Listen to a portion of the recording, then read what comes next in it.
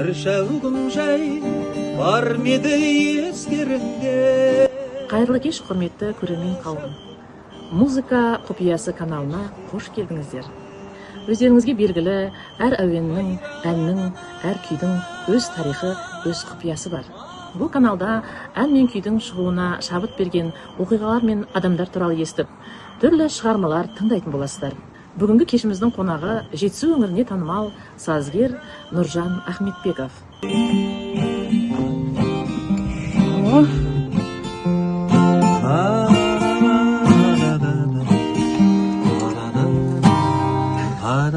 Камелия деген балық. Камелия деген балық па? Камелия. Міне бүгін керемет бір жұлдызды сәттер өтіп жатыр, керемет кеш өтіп жатыр. Енді бір өлеңнің тарихына тоқтала кетейін.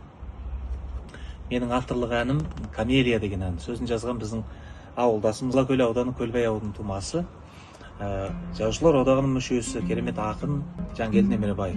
Енді бұл қызық, өзі бір тағдырлы ән болды. Бір жұмыстан бірге қайтып келе жаттық та, алдында Жангелді осындай бір өлең шығардым деп бір-екі жерде оқыған болатын. Содан Нүке мына газеттің екі бетіне мен өлеңдерім шықты деп Алатау газетін ұстатып кетті қолыма. Содан үйге кіре салдық, у-шу бала-шаға, кешкі уақыт. Содан газетті қарасам, Камелия тұр екен. Мынау өткенде шығарып оқып жүрген өлең ғой деп мен де оны атқап едім. Сол өлеңді бүйтіп бір-екі оқып шығып едім. Лезде бір ән туды. Бір 20 минуттың айналасында сол газет бетіндегі екі өлеңге екі ән туды. Оның біреуі Камелия, біреуі жаңағы болмыс деген ән болады. Соның Камелияны әнді лезде шығара қалдық. Сонымен үйде отыра алмай гитарамды арқалап алып Жангелдінің үйіне бардым. Үйінде отыр екен. Екеуміз есік алдына шығып алып, аулада әгі әнді пісірдік. 2-3 рет қайталап. Содан Фейсбукқа, Инстаграмға салып жіберген екен. Елдің бәрі құптай кетіп, Жангелдінің өзі де ана әнге ғашық болып, мен де оны атқап, сөйтіп осы Камелия деген ән туды. Арада бір жыл өткеннен кейін мен Алматыға барып, Азамат Рахат деген бауырымның студиясында осының аранжировкасын жасадық.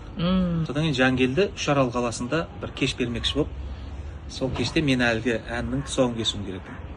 Менің үйде келіншегім 7-ші балаға орайық. Кешігіп, берілген сроктан кешігіп жатыр. 15 күн ба, 20 күн ба, сондай кешігіп қалған. Соны қалжыңдап қоямыз, сен түйенің етін жеп қойған жоқсың ба деп, сапарға жолға шығып кеттік. Ең қызығы, сахнаға барып әннің тұсауын кесуім керек. Бақытгүл Әбенова әпкеміз бірінші әнмен ашады концертті. Мен одан кейін шығып жергілікті жұртшылықпен амандасып, сәлемдесіп, жаңағы Камелия деген әннің тұсауын кесуім керек. Сценарий бойынша. Сахнаның тұсында тұрмын, Бақытгүл әпкеміз әнін айтып, гүлін құшақтап шығып келе жатыр екен. Енді мен де сахнаға шығайын деп тұрған телефон шыр ете қалды да. Роддомнан звондап тұр. Сүйінші, әйеліңіз босанды, қызды болдыңыз деп. Ой, сүйіншіңізді берем дедім де телефон тастай сап, сол әсермен сахнаға шығып кетем ғой. Сахнаға шығамда, ассалаумағалейкум ағайын, сүйінші келіндеріңіз босанды деймін ғой. Сахна, ана залда тұрған адамдар шу ете қалады. Содан тұрамды айтамын. Ана қызықты қараңыздар деймін. Біз Камелия деген әнді шығарғанымызға бір жылдан асты. Енді мына тұсауын кесейін деп өңдеу жасап, аранжировкасын. Тұсауын кесейін деп тұрған кезде, осы сәтте перзентханадан сүйінші сұрап звондап жатыр. Қызды болды. Енді ана қыздың атын Камелия деп қой деп бір Алланың өзі, Құдайдың өзі бір бұйыртып тұрған сияқты. Қалай қарайсыздар? Қыздың атын Камелия деп қойсақ деп ек. Шоу еті құптай кетті халық. Ой, жасы ұзақ болсын, бақытты, Камелия деген қызымыз келді. Жангелді залда отыр ғой. Ол ойлап, мынау шоу жасап кетті ғой деп. Біз енді әсер үстінде сөйтіп қызымыздың атын Камелия деп қойғанбыз. Сол Камелиямыз биыл 2-ші сыныпқа барады. Камелия десе Камелия өзі асқақ. Өзі бір кербез. Енді сол Камелия деген әнді орындап берейін. Сөзі Жангелді Немеребаевтікі, әні менікі, қабыл етіңіздер.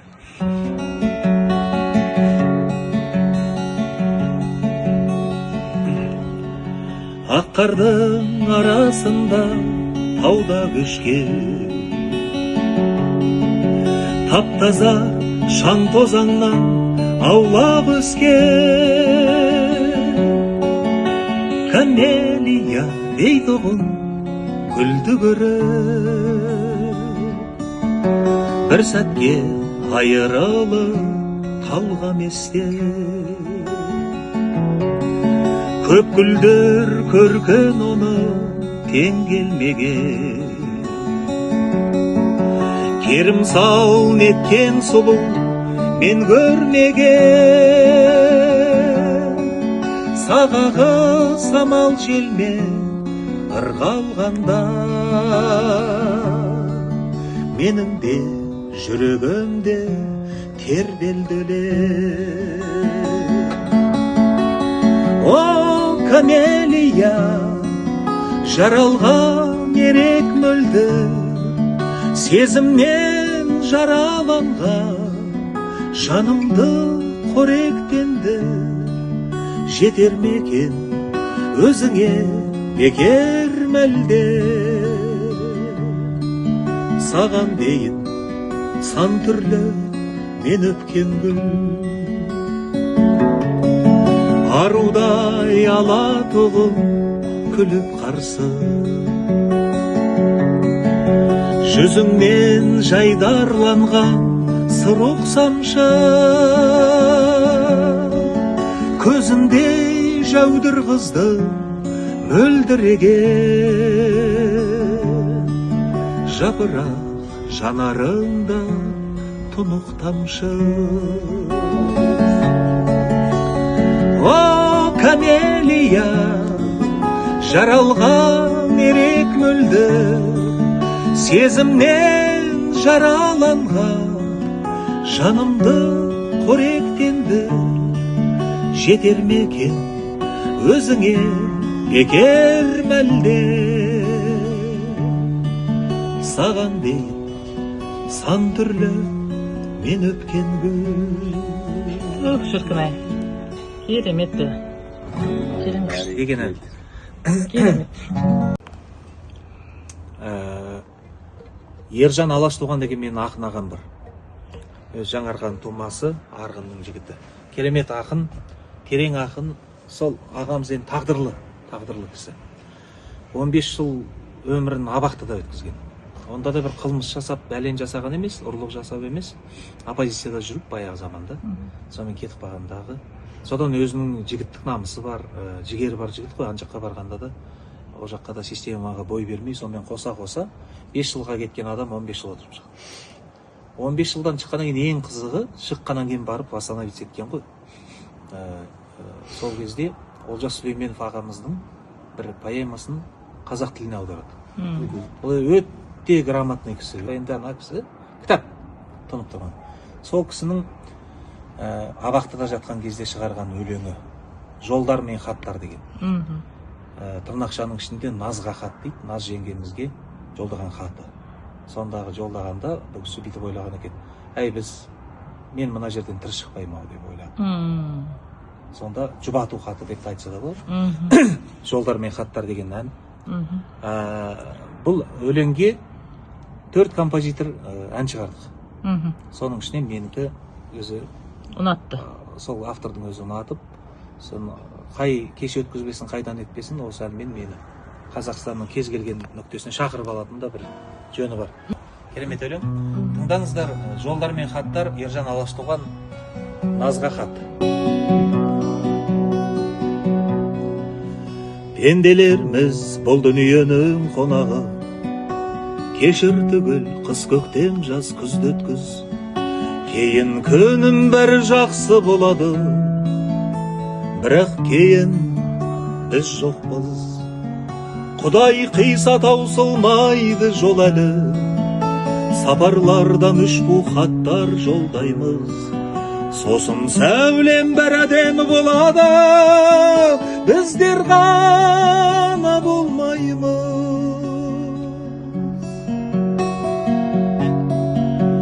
Жолдар, хаттар, олардың бар обалы, жігер жетпес әуре болма жүз құрат. Жарар жаным жарқын заман болады, жет алмаймыз біз бірақ. Тән төменгі рухым толар жоғары, үміт шығып үділерден елсенген. Әлі алтыным тұрар мезгіл болады, қарап басқа өлшеміне.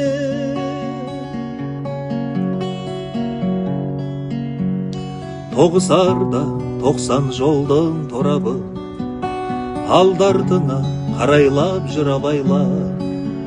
Бізсіз дайынам бәр орнында болады, сен асықпа жарайма. Құдай қиса таусылмайды жол әлі, сапарлардан үшбу хаттар жолдаймыз. Сосын сәулем бір әдемі болады, біздер ғана болмаймыз.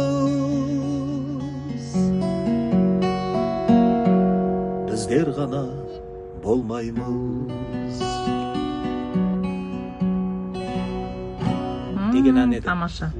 Баяғыда Талдықорған гостиницасы болды, Айсер ма? Кейіннен Айсер деген гостиница. Сол жерде Аристократ деген бильярдный зал бар. Сол жерде бильярд ойнап жүріп жігіттермен бір нөсер жаңбыр жауды. Жазды күні ғой енді. Бір керемет нөсер жауын жауды.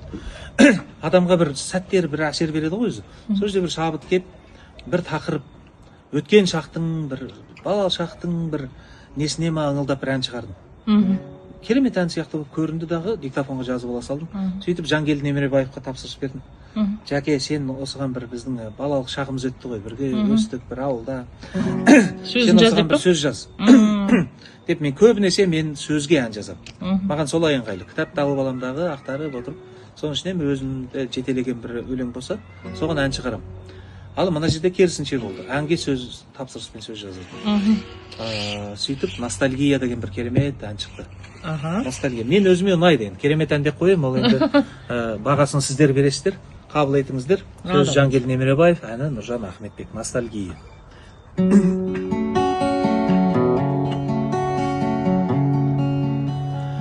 Жырақ қалған жарқын менің, шуақтанған алтын белім қайда? Жаным менен жауын кешіп, сырақтарған бал күндерім қайда? Қайда өмірімнің сол шақтары қайда? Ақ жауынның моншақтаны сезім сөнбес жалы. Қайда өмірімнің сол кездері айдай, ағарудың шөл көздері бүгін бәрі сағым. Айлар асып жылдар өтті, жастығымыз жылдам өтті лезде. Ол кездегі бал арманым бұл күндері шыңға жетті өзге. Самғап қанатты қиял құсым жалғар, гүл дәуренді күйенбісін неткен жүйрік көңіл. Күнім бәрі есте бүгін жырым, саған деген естелігім өшпес өлең өмір. Жаңбырлы кештерде түсесің сен есіме, жарқ еткен жасынды ұқсатам елесіңе. Ақ мөлдір моншақтағы кеттің ау алшақтанып, оралмай көктем өмір белесіне. Ақ мөлдір моншақтағы кеттің ау алшақтанып, оралмай көктем өмір белесіне.